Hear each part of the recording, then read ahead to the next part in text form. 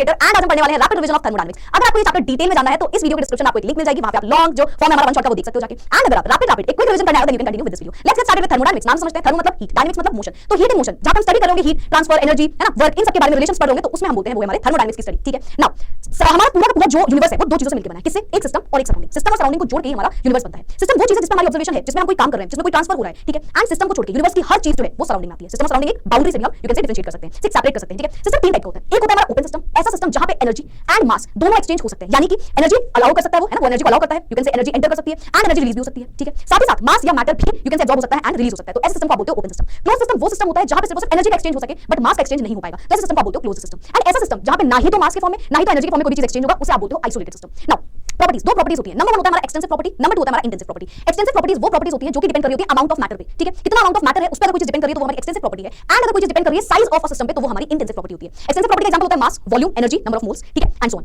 Intensive property का example होता है हमारे पास प्रेशर, टेंपरेचर, कंसंट्रेशन टर्म्स जैसे कि मोलारिटी वगैरह हो गए। ठीक है, और याद रखिएगा कि दो एक्सटेंसिव प्रॉपर्टी का जब हम रेशियो निकालते हैं तो वो हमेशा एक हमें इंटेंसिव प्रॉपर्टी देती है। जैसे कि मोलारिटी एक इंटेंसिव प्रॉपर्टी है, वो किससे मिलकर बनी है? Number of moles and volume of solution. And ये दोनों के दोनों हमारे एक्सटेंसिव प्रॉपर्टी होती है। तो दो एक्सटेंसिव प्रॉपर्टी का रेशियो जो आता है वो इंटेंसिव प्रॉपर्टी। नेक्स्ट हम आते हैं प्रोसेस पे। प्रोसेस हमारे चार टाइप से हो सकते हैं। ठीक है, कोई काम होना है ना किसी सिस्टम में, तो नंबर 1 होता है हमारा आइसोथर्मल प्रोसेस। ऐसा प्रोसेस जो कि हो रहा होगा कांस्टेंट टेंपरेचर पे उसे आप बोलते हो आइसोथर्मल प्रोसेस। ऐसा प्रोसेस जो हो रहा होगा कांस्टेंट प्रेशर पे उसे आप बोलते हो आइसोबारिक प्रोसेस। ऐसा प्रोसेस जो हो रहा होगा कांस्टेंट वॉल्यूम पे उसे आप बोलते हो आइसोकोरिक प्रोसेस। एंड अगर कभी भी ऐसा प्रोसेस है जिसमें हीट का जो चेंज है वो जीरो है, डेल्टा क्यू जो हमारा निकल के आ रहा है वो जीरो है, यानी कि हीट कांस्टेंट के टाइम पे हो रहा है, तो उसे आप बोलते हो एडियाबैटिक प्रोसेस। एडियाबैटिक प्रोसेस में वर्क का जो एक्सचेंज है वो हो सकता है बट हीट के फॉर्म में जो एक्सचेंज है वो जीरो रहता है, यानी कि कांस्टेंट रहता है। नेक्स्ट आते हैं फंक्शंस पे। बेसिकली स्टेट वेरिएबल्स वो पैरामीटर्स होते हैं हमारे जो कि हमें एक सिस्टम का इक्विलिब्रियम में आने वाला है उसके बारे में बताते हैं। एक सिस्टम के बारे में कोई बात बता रहे होते हैं जो पैरामीटर्स वो हमारे स्टेट वेरिएबल्स में आते हैं। अभी दो चीज आएंगी, एक होता है स्टेट फंक्शन और दूसरा होता है हमारा पाथ फंक्शन। ऐसी चीज जो हमें सिस्टम के स्टेट के बारे में बता रहा हो पर वो बिल्कुल भी ये चीज नहीं बताएगा कि किस डायरेक्शन में कैसे होते हुए वो प्रोसेस तक आप पहुंचे हो, उसे आप बोलते हो स्टेट फंक्शन। ठीक है, for example pressure, volume, temperature ये सब के सब हमारे स्टेट फंक्शन होते हैं। एंड कुछ ऐसे फंक्शन जिनको फर्क पड़ रहा होता है फाइनल और इनिशियल पोजीशन पे, जो भी प्रोसेस हो रहा है वो कैसे हो रहा है उसके इनिशियल और फाइनल पोजीशन पर डिपेंड करने लगे तो उसे आप बोलते हो हमारा पाथ फंक्शन, यानी कि पूरी तरीके से किस पाथ से होते हुए गया है, कैसे वो फाइनल और इनिशियल पोजीशन पर पहुंचे, जो पाथ उसने चूज किया होगा उसे आप बोलते हो पाथ फंक्शन। एंड अगर कोई फर्क नहीं पड़ता कि किस पाथ से गए हो, बस कहां से गए कहां पहुंचे बस इससे फर्क पड़ रहा है तो वो होता है हमारा स्टेट फंक्शन। पाथ फंक्शन का एग्जांपल होता है हीट एंड वर्क। इसको नोट जरूर कर लेना क्योंकि हीट एंड वर्क के बारे में आगे बहुत कुछ पढ़ने वाले हो, तो दोनों पूछे जाते हैं 1 मार्किंग में कि कौन सा फंक्शन है, you have to remember that it is the path function. Next आते हैं इंटरनल एनर्जी पे। इंटरनल एनर्जी होता है क्या?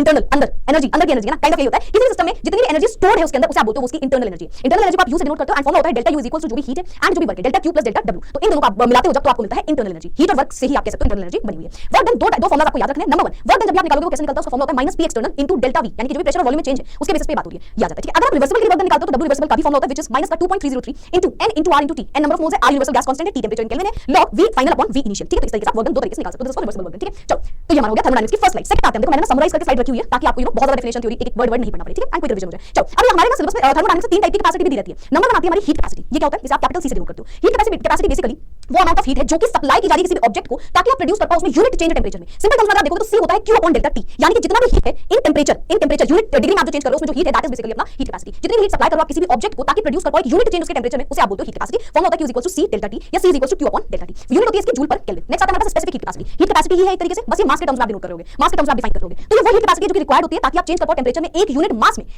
किसी भी सब्सटेंस में बाय ओनली 1 डिग्री सेल्सियस। ठीक है, तो आप बोलते हो specific heat capacity small c से डिनोट करते हो। q is equal to m into c delta T या small c is equal to q into m divided by small c is equal to q divided by m delta c, है ना, q divided by m delta c तो आ जाएगा आपका m delta t sorry c हो गया delta t यानी temperature, तो आपका स्मॉल c का वैल्यू आ सकती है। ठीक है, अच्छा यूनिट क्या होगी, जूल पर केल्विन तो है ही है, साथ में नीचे मास भी ऐड हो गया तो जूल पर केल्विन पर किलोग्राम। नेक्स्ट आता है हमारे पास मोलर हीट कैपेसिटी। सिमिलर है, बस यहां पे नंबर ऑफ मोल्स आ जाएंगे। तो ये वो हीट एनर्जी होती है जो कि रिक्वायर्ड होती है ताकि आप इंक्रीज कर पाओ किसी में भी 1 मोल ऑफ सब्सटेंस में 1 डिग्री सेल्सियस, तो उसे आप बोलते हो मोलर हीट कैपेसिटी। फॉर्मूला क्या हो जाएगा, सिमिलर फॉर्मूला है एक तरीके से, बस यहां पे क्या है, यहां पे आपने मास रख दिया था, वहां पे आपने नंबर ऑफ मोल्स रख दिया, तो यहां पे यूनिट क्या हो जाएगी जूल पर केल्विन पर मोल। दो चीज होती है, एक होता है cp, है ना, जो heat capacity at constant pressure, and cv जो कि हीट कैपेसिटी है molar heat capacity at constant volume. इनके बीच का रिलेशन क्या होता है, cp is cv plus r, cv plus r। cp क्या है, molar heat capacity at constant pressure, molar heat capacity at constant volume and r अपना यूनिवर्सल गैस कांस्टेंट हो गया। ठीक है, अच्छा you can take a screenshot also, हर एक slide का if you want to you can take the screenshot also. ठीक है, चलो आगे बढ़ते हैं। नेक्स्ट क्या हमारे पास स्पॉन्टेनिटी। कोई भी चीज खुद से हो रही है या नहीं, स्पॉन्टेनियस मतलब खुद से होना, तो कोई रिएक्शन खुद से हो रही है या नहीं, ये सब देखने के लिए आप कुछ एनर्जी पढ़ते हो। तीन टाइप की एनर्जी मैंने एक बार में तीनों लिखी हुई है, एक एक करके समझेंगे। Number 1 enthalpy. एंथैल्पी क्या होता है, एंथैल्पी टोटल एनर्जी होती है किसी भी सिस्टम की, टोटल एनर्जी होती है जिसमें आप बोलते हो कि जो भी इंटरनल एनर्जी है एंड जो भी प्रेशर वॉल्यूम की एनर्जी है उसको जोड़ के देखते हो तो वो निकल के आती है एंथैल्पी। क्या है, एक टाइप ऑफ एनर्जी ही है जहां पे हम इंटरनल एनर्जी को जोड़ देते हैं प्रेशर वॉल्यूम के साथ, तो उस टाइम पे जो एनर्जी निकल के आती है वो अपनी एंथैल्पी होती है, डेल्टा हिसाब से शो कर सकते हो, चेंज इन एंथैल्पी बेसिकली। ठीक है, डेल्टा मतलब चेंज। ठीक है, नेक्स्ट हमारी एनर्जी का टर्म होता है एंट्रोपी। अगेन ये भी एक टाइप ऑफ एनर्जी है, ये वो एनर्जी है जो कि आपको बताएगी कितना रैंडमनेस है, कितना डिसऑर्डरनेस है किसी भी सिस्टम में। ठीक है, तो वो होता है हमारा एंट्रोपी। इसको आप ऐसे डिनोट करते हो, delta is equal to q reversible upon delta t या t बोल सकते हो। ठीक है, एक और चीज याद रखना है, आप इंटरनल एनर्जी जो है, इंटरनल एनर्जी डेल्टा u जो होता है ये अपना एक स्टेट फंक्शन होता है एंड q एंड w जो होता है ये अपना एक पाथ फंक्शन होता है। ठीक है, if you want to know you can. ठीक है, तो हमारा डेल्टा आ गया, डेल्टा u आ गया, p डेल्टा v, इस तरीके से हम डेल्टा s हमने निकाल दिया। ठीक है, next Gibbs free energy. Gibbs free energy भी हमें बताता है स्पॉन्टेनिटी, रिएक्शन स्पॉन्टेनियस है या नहीं है। तो गिब्स फ्री एनर्जी क्या होता है, रिप्रेजेंट करता है कितना maximum amount of work system कर सकता है कांस्टेंट टेंपरेचर प्रेशर में, उसे आप बोलते हो गिब्स फ्री एनर्जी। ये भी एक टाइप ऑफ एनर्जी है। डेल्टा g से इसको आप डिनोट कर सकते हो, चेंज इन गिब्स एनर्जी, और ये होता है delta h minus t delta s। कभी स्टैंडर्ड कंडीशन देते तो सब में नॉट लगा देना। ठीक है, अच्छा डेल्टा g की वैल्यू अगर नेगेटिव है तो हम बोलते हैं रिएक्शन स्पॉन्टेनियस है, पॉजिटिव है तो हम बोलते हैं रिएक्शन नॉन स्पॉन्टेनियस है। ठीक है, तो इस तरीके से हम इसकी स्पॉन्टेनिटी निकाल सकते हैं। नेक्स्ट आते हैं हमारे पास लॉज ऑफ थर्मोडायनामिक्स। पहला लॉ तो आपने पढ़ लिया, कहीं ना कहीं जो आपको मैंने इंटरनल एनर्जी बताया वही पहला लॉ था। फर्स्ट लॉ एनर्जी कहता है कि एनर्जी ना ही तो आप क्रिएट कर सकते हो ना ही तो डिस्ट्रॉय कर सकते हो, केवल केवल it can be converted from one form to another only, ठीक है। सिंपल तरीके में आप इसको एक डेरिवेशन बोल सकते हो या आप सॉरी एक फॉर्मूला से रिप्रेजेंट कर सकते हो जो कि होता है डेल्टा यू वाला, कि जितना भी वर्क डन और अपना हीट एनर्जी उन दोनों का समेशन जब हम निकालते हैं तो वो हमारा इंटरनल एनर्जी के बराबर आता है। नेक्स्ट हमारा सेकंड लॉ जो है